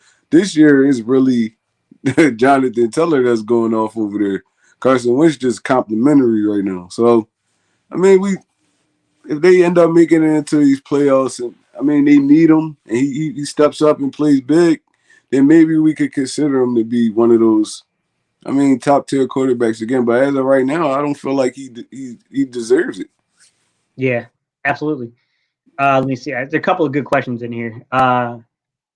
Davis Mills. Richie, what's up, man? Richie said, Davis Mills got the smarts coming out of Stanford with better weapons. Can he develop into a starting quarterback? Asking for Coach Dante. People thought that in the league, man. The talent evaluators around the league thought that. I got to be honest with you. I was not overly impressed with his Stanford tape. I thought that he was very risky with the football. From the arm talent perspective, it's there. He could be a starting quarterback in the league from arm talent perspective. I don't know if he's just got a delusional belief in his arm or if he's just really that bad at reading coverage. That's what I don't know. Yeah, we call him smart, but he can't read coverage. And how smart is he really? Stanford, I mean, I don't feel like Andrew Luck read coverage that good. It's like I feel like he was a great talent and all that, but he threw a lot. He had a lot of turnovers from bad reads and stuff like that. So, I mean, it's Davis Mills. I watched him in college. I felt like he was okay. I didn't feel like the way people was talking about him. I didn't feel that way about him. It's like he's running a heavy run offense. I mean, really relying on their play action because they Stanford always got dogs at running back. It's like you don't really gotta really do too much in that offense. It's like play action. I mean, dump off passes. You probably can hit a little deep pass every once in a while, but other than that, it's a controlled offense.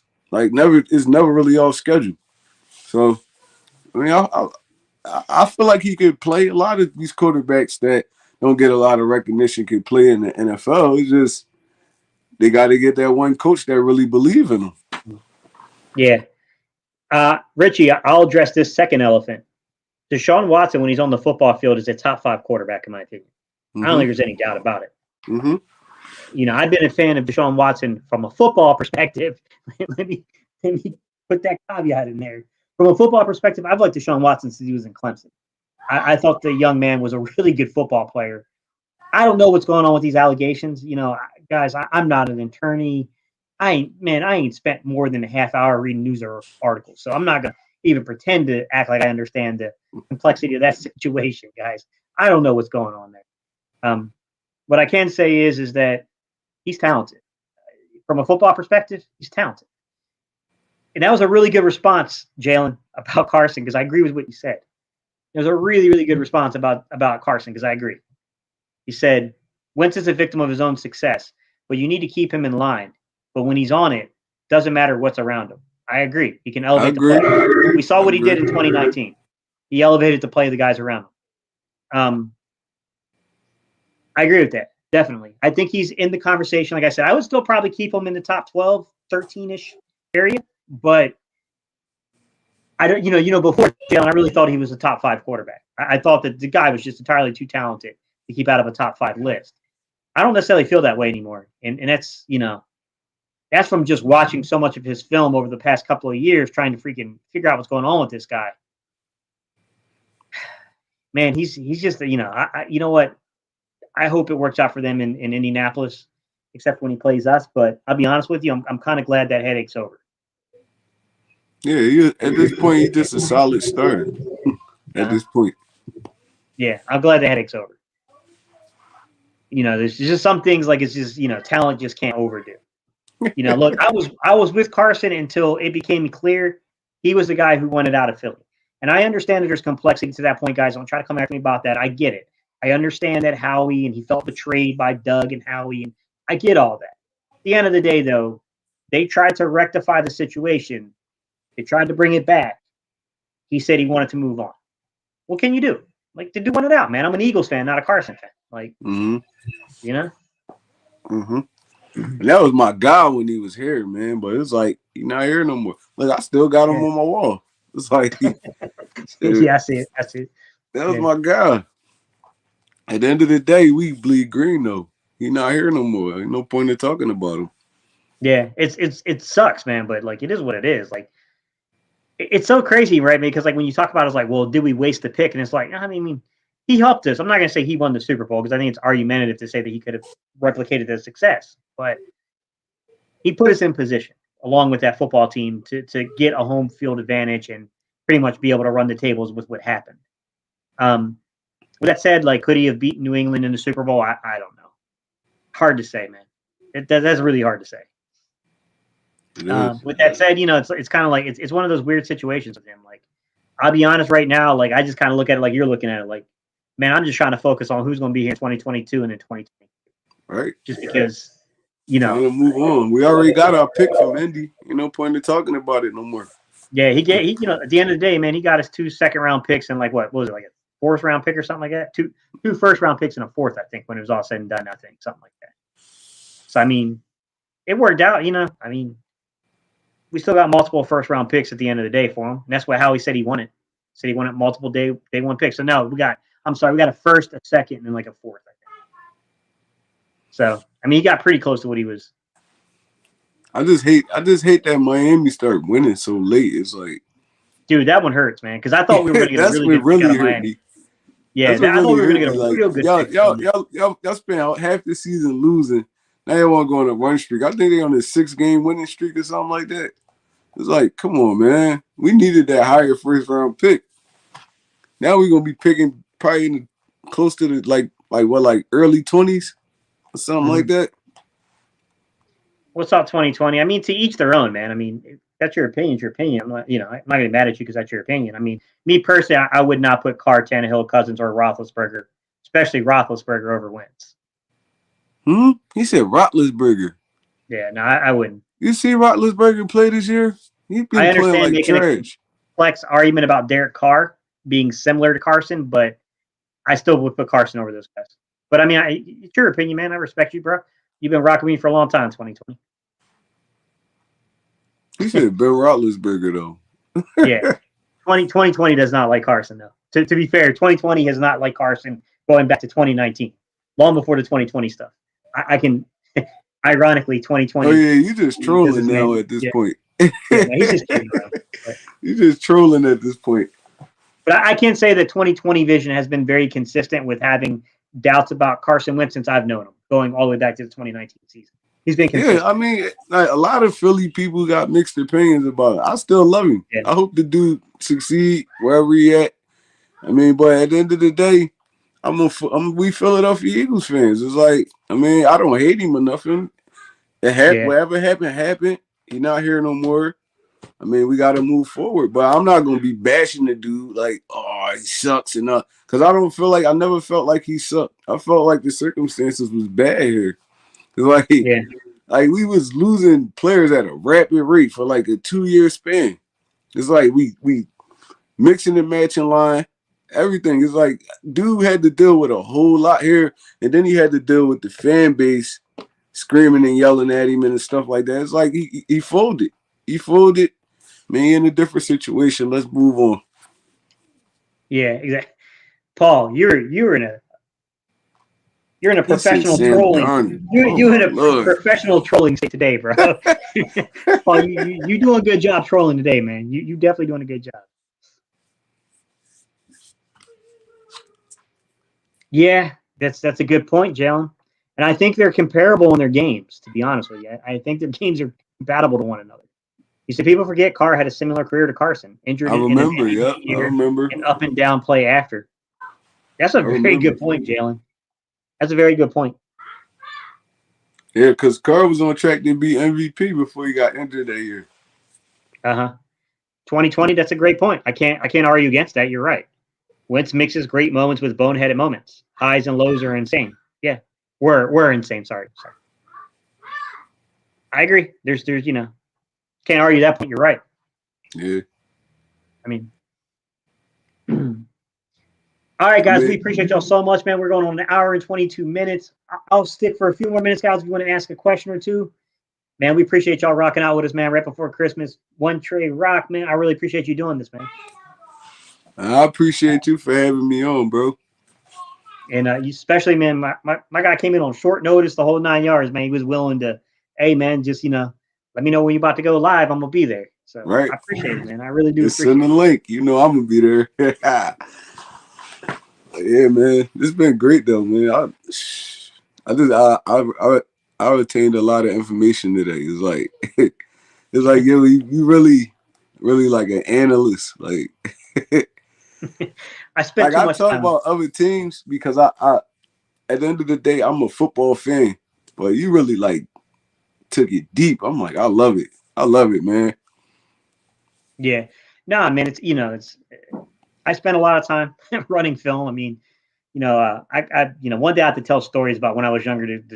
I've always been this way, man. Like I go back a little ways, guys, to when you had to wait for the Sunday paper to get stats. I used to sit down with a notebook and record stats. Like, I mean, that's when I was a kid. Like, that's kid gate city for you, man. I was already on that, man. That's even dedication, as a kid, man. Now, I wish when I played football and baseball, both, to put it in perspective, I wish I had been more amenable to coaching. I was a little bit more Carson Wentz like. Yeah. Just to finish out that conversation, maybe not being so amenable to coaching. And really and honestly, I learned the game at a much different level once I started getting involved in coaching, but really camps. It was really working in camps. Is what I really. Can I answer this? Can I answer this real quick? Sure, go ahead. You said Hurts dealing with the same thing. Come on, bro. I understand y'all hate Carson, but what Hurts got right now is nothing compared to what Carson Wentz was working with, man. You talking about Driscoll? Hurts really got his whole line for real. It's like Brooks ain't been here the last 2 years, so it's like he really is not a factor in this conversation. He played one game, got injured the second game. Brooks been out the last 3 years, so I mean he has Lane. Landon Dickerson. He didn't have him yesterday, but Landon Dickerson been there the whole season. Jared Mailata. What's the other guy name? Kelsey been there the whole season. And yeah, Kelsey was the only. Yeah, Kelsey was the only starter we had last year. He was the only starter that remained from week 1 to to week Yeah, 17. it's like last year Carson Wentz had 23 different combinations of offensive line. Yeah. Jalen been playing with the same 4 guys this whole season. I get what I get what Antonio Holmes is saying, which is that, Carson was supposed to be the leader of the team. He was supposed to be the, that franchise guy. We talked about him having the ability to elevate the play of guys in 2019, and then we had the expectation he was going to elevate the play of the guys in 2020, but the circumstances, they got really big. I mean, all the way from Doug Peterson fighting with the front office, which I think is going too far under discussed in terms of how that may have leached its way into the 2020 season because he didn't want to fire guys that were fired. And I think that played a role in making Doug Peterson spiteful towards the organization, to the fact that we played with J.J. Arcega-Whiteside, a second-year wide receiver, John Hightower, a first-year wide receiver, Wes Watkins kind of later in the year. I don't know if that impacted Carson, but first-year wide receiver. Then you had, we had a guy that was 6th-round pick that came off the practice squad of Detroit, and Travis Fulgham. And then you also had, Jalen Reagor, who was a first-round pick, to be fair, but he was a rookie. So you had guys that weren't necessarily where they were supposed to be. Zach wasn't really himself coming back from 19 to 20. Zach Ertz wasn't. Dallas Goedert was still even struggling a little bit in 2020, to be quite honest. He was a little up and down. Offensive line was in shambles. I get both sides of it, Antonio.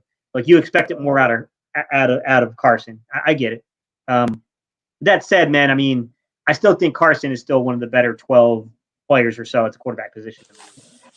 I get it. I get it that, like, you're ready to move on, man. I feel the same way, that I was just tired of the narrative and dealing with it, like, back, all the time. Like, and it's not because I definitely got bad. Yeah, it's just I just didn't feel like clearly it was becoming a problem between the player and the city. Like, it was getting to the point where it was just way too much down the middle. Half the city is riding with this guy, the other half of the city can't stand the dude. And we seem to have that bad side to us when it comes to quarterbacks, man. I think the city loves to have quarterback confrontations and have quarterback competitions and have that that we don't know who the guy is, kind of like we feed off of it a little bit. Bro, you see, it took 1 week of Gardner Minshew for everybody to start hating Jalen Hurts. It's like It's crazy, man. I knew that was going to happen too. As soon as he got in the game, I was like, man, because I knew he was going to play good against the Jets. I'm like, yeah, I'm not saying that Gardner Minshew is like the solution to the Eagles' problems, but he's not a scrub. And like, man, the Jets secondary is like down like 5 players. Like, he's clearly going to do okay here. That's Philly for you, though. Yeah. Just like, I agree with people that were chiming in and they were like, yeah, man, like, people are overrating how well we played against the Washington football team. They were beat up. Well, yeah, I hear you. They were, but they still played well. And, like, you have to play the opponent that's in front of you. We had to shake off some rust early in the game, and then things looked pretty good. I mean, you can play the opponents in front of you. You can't help who's in front of you. Play who on your schedule, man. 2020 asked a last-minute question. He said, what happened to Devontae Smith? Is it Hurts or Smith or play calling? I don't think it's Hurts, because it didn't really happen with Minshew either. I don't necessarily think it's play calling, because I honestly think I thought the play calling has been really good the last couple of weeks. I think Nick's really starting to kind of come into his own as a play caller. I think it's more so circumstance. Smith, it's not like Smith has forgotten how to run routes. I think the circumstances have changed to where teams are focusing far more on removing him from the game. They're committing that, we might get beat, but it's not going to be by this guy. He's not going to be the guy that beats us. So I think it was a big deal that Jalen Reagor showed any signs of life. The fact that he caught 3 balls for over 50 yards, those little things help, man, because that starts to back teams off of you a little bit. Now you can't just focus in on 2 guys. You got to be a little bit more aware of other guys are on the field and that they might be able to beat you. Now the caveat to that is that Washington didn't have a great secondary. The Giants coming up next are a little bit different challenge. They got it. The Giants are, I don't believe in their coaching in terms of their head coach. I certainly didn't believe in their quarterback. I will say that their defensive coordinator, Patrick Graham, I'm a fan of. I do think that their secondary is pretty good. I think it was highly underrated, and I think people underestimated how good that secondary was going into that game. I tried to warn people that I thought their secondary, Patrick Graham, was good. But, I said the same thing. Mm-hmm. But I mean, look, at the end of the day, like, I still think that we're gonna win that game. Like, this team wants the Giants badly. They're not happy about the way that game shook out. Like, I got no doubt we're going to come out and play a really good game against the Giants on Sunday. We're not losing to Jake Fromm or Mike Glennon, man. We better not lose to Mike Glennon. I like Jake Fromm coming out of Georgia, but I don't feel like we not losing to none of those dudes, man. Yeah, we gonna go down there. They gonna come to the link and get smacked. Yeah, Antonio Holmes. I liked when they used Slay as well in the game, man. I thought that was pretty. I wish they would have given him the football. Ooh, good question, Jalen. Who do you think the Broncos should realistically target at quarterback? Aaron I'll be honest with you. I don't know their salary cap situation. If you can get one of the big three, you go get one of the big three. Deshaun Watson gets cleared. He's a young guy. A lot of football life left if he's cleared. Okay, he's going to have to shake rust off. He hasn't played football in a long time. You're going to have to stick with him. He's going to have to shake some rust off. But the good news is you got a good enough defense around you to do that. Allow him to afford him that opportunity. You can get Aaron Rodgers with the receiving core that they got when they're healthy. That's a pretty good receiving core. Russell Wilson. I don't think Russell Wilson has completely lost it, but I think that Paul and a few guys are right in the comments that it's not like this is the only season he struggled in. It started last year in the second half. There was kind of a downward trajectory to Russell, and it kind of continued into this season. I think a lot of it has to do with frustrations with Seattle's system, though. I think he's going to be like Brady. Once you get him to a new situation, a new scenario, he's going to look different. I'll be honest with you. The guy that we started off talking about where I said you could revive their career, I think Kirk Cousins gives you steady quarterback play. He's better than what they got there. He's got the arm strength. He's got the arm talent to do things with. I don't know if he's a competitor and can win you games in January, but don't know. Don't know until you really put him in the situation. You know what I mean? I would say that the better option, though, in my opinion, out of those guys is Derek Carr. If you can't get an Aaron Rodgers or those guys, I'd probably go Derek Carr. I'm not interested in Jimmy Garoppolo personally, Jalen.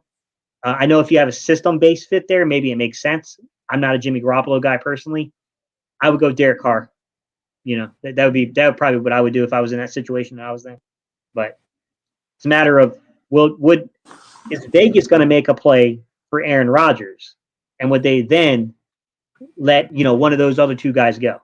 Because they got old dude from Oregon, the one Chip won it. Can't think of his name now. Mariota. Marcus Mariota. Mm-hmm. And then they got Derek Carr. So I think Mariota a horrible fit over there though. Horrible fit. For me, I think I ain't gonna lie. I think Aaron Rodgers would be a great fit over there. They got everything in place for real. It's just the quarterback situation. They got a solid defense, a good secondary. The receiving core, Cortland Sutton went healthy. I think he's like top 5, top 10 wide receiver in his league. Yeah. Jerry Jeudy is coming on. I even like the other guy. What's his name? Patrick. I like Patrick. Oh yeah. Tim. And Patrick, we still haven't seen the receiver from Penn State really make noise yet. KJ Hamler. He got injured. KJ Hamler, yeah. So they got a solid receiving core. And Noah Fant at tight end. He a great pass catching tight end. And then they drafted Williams. So I like what Denver got going on over there. They just need one more piece to that puzzle. And it could be Deshaun Watson or Aaron Rodgers. So I would target those dudes hard, for real, to be honest. Yeah, you see what John Elway did when Peyton Manning became available? He snatched him up quick. You think there could be another situation like that? Holmes. I would say Cortland Sutton here in Philly in a minute. Yeah. I love Cortland Sutton here. He really a number one wide receiver. Mm-hmm. Antonio Holmes, he said, Raiders letting Carr go. It's not a foregone conclusion, but I agree, man. Oh snap! Like they're crazy if they do it. Like they're so dead set. Like number one, here's my thing. Like I know Aaron Rodgers wants to go back west.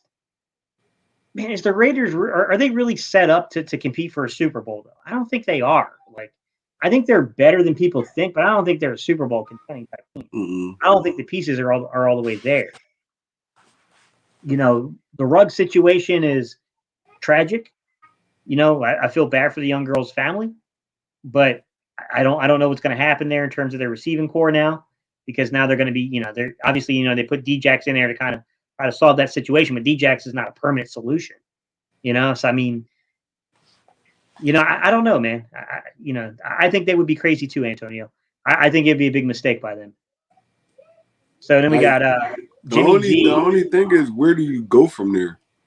Once you let Derek Carr go, where do you go from there? What, you go into the draft? That's going to be another what, 2-3 year rebuild after that, because none of those quarterbacks in this draft, I don't feel like going to come in and just make you a successful team. So I mean, you basically starting over if you let Carr go. Yeah, Richie, that's a great question.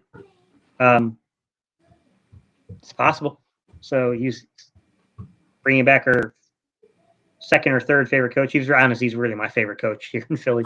But head coach getting axed by the end of the season: Nagy, Judge, Carroll, and the two interim head coaches of the Jags and the Raiders. Any surprises? Could Andy Reid step aside for some time to deal with his son's trial? That's been a constant thing with Andy, his sons, and this son, I believe, was a coach on their team. I thought. Um, it's possible, and Kansas City's been having people sniff around some of their guys there, Bieniemy, and then Kafka, the guy that we drafted at one point. Kafka, those have been hot names in coaching searches, and I think that they've been probably promising them one of you guys is going to be the head coach, the other guy's going to take over as offensive coordinator here. So, unless the guy that's going to be the OC gets the HC, look, I mean, you know what I mean? And one guy's already the OC, so you can kind of see where I was going with that. Mm-hmm. You know what I mean? Like, I think it's possible, man. I do think that's possible. I hope that doesn't happen just because I think the game is better with Andy Reid. But, it's one of those situations, man. You got to take care of your family. And if that's really a situation, like, then he does. They need to take care of their family. And he still got young coaches, young offensive coordinators and stuff, like Dallas offensive coordinator. He gonna be a hot topic this offseason. So I mean, I feel like it's gonna be a lot of shaking and moving in this offseason, to be honest. I agree too. I don't know the contract on Jeffrey Simmons. I will say this though, man. Like, when you look at the necessity and the need for dynamic pass rushers, this is a 24-year-old pass rusher. Man, I don't know, Jalen. I probably would, man. Fletcher ain't getting no younger. He's still a good football player, but we're talking about a guy kind of in his prime of his career. He's a young guy. If it takes me all I need to do to get a guy like that is to give away Fletcher Cox in the third, I probably would do it. I probably would do it, man, because that's such a key, pivotal position to get right. We need guys on the defensive line that can really step up. And I know we got guys that I love what Teron Jackson has done. And Jalen, I told you I was pretty high on Teron Jackson coming out of the draft. I thought he might be one of those guys that later on people are gonna be like, man, this kid's good. Yeah, I kind of saw that one coming. I saw his games at Coastal Carolina. I don't know, man. That's a tough one, man. I'm not really intrigued to see Fletcher leave here because the dead money is so much. I don't know if there's a workaround to it. I'm sure there is a workaround to it somehow, Jalen. But the dead money would be really high, but you would get a really good football player in return. Jeffrey Simmons is a good football player. Yeah, solid. Yeah, like I like where your logic is on this. I like where the logic is. He said, I have to admit I was wrong, Jalen. You weren't wrong. You weren't necessarily wrong. You might have been wrong that but you weren't wrong. I agreed with you that the kid has a really good secondary pass rush move. His initial pass rush needed some work at the NFL level. And then you said basically that spin move, he's got to work on a little bit more finishing tools than just that spin move because tackles are going to figure him out. To be fair, Jalen, it's only his first year in the league. They're still building film on that young man. He's going to have to develop more in the toolbox. You're not necessarily wrong. It's just that he might have over-accelerated past what you thought originally in that rookie season. So I don't think you were necessarily wrong.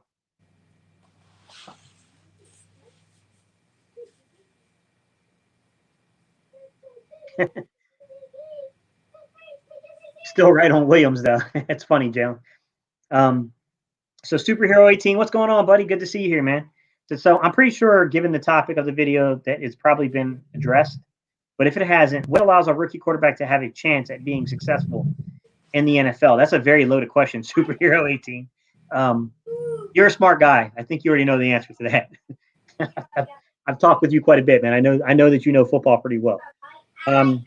Circumstance has a lot to do with it. Work ethic has a lot to do with it. God-given skills have a lot to do with it. If we're talking about Mac Jones, I think he's been better in some areas of his game than I thought he would be.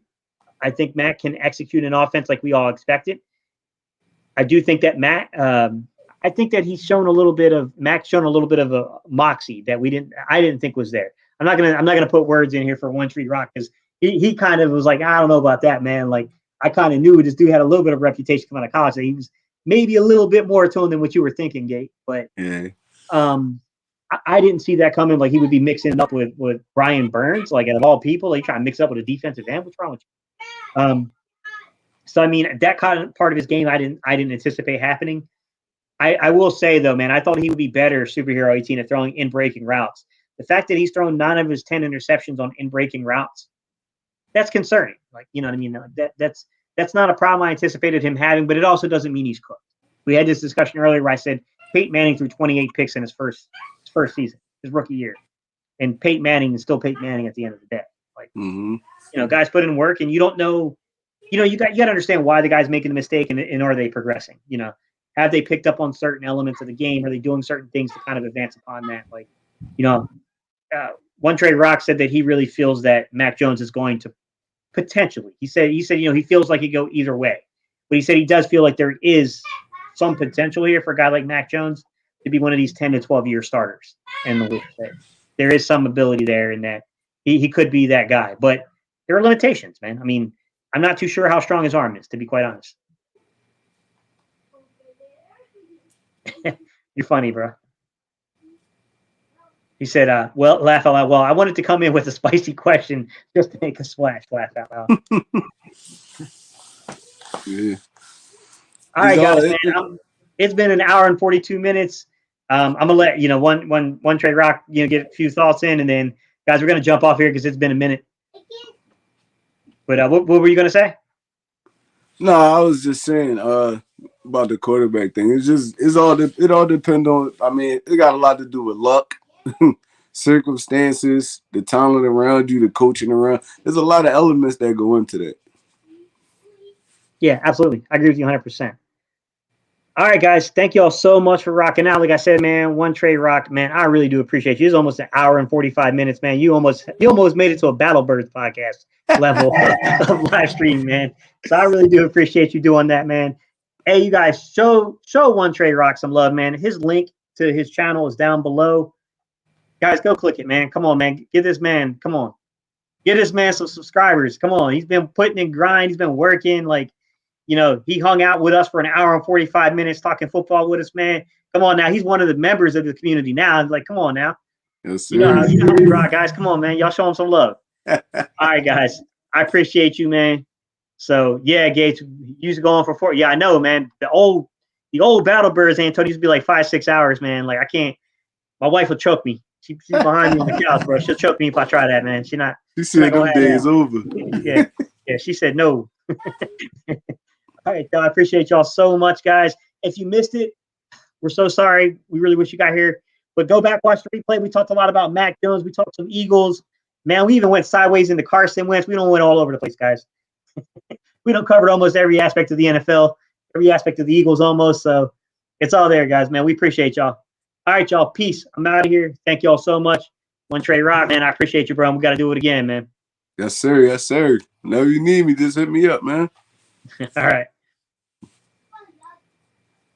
Sorry, guys. Always an awkward moment trying to end the stream.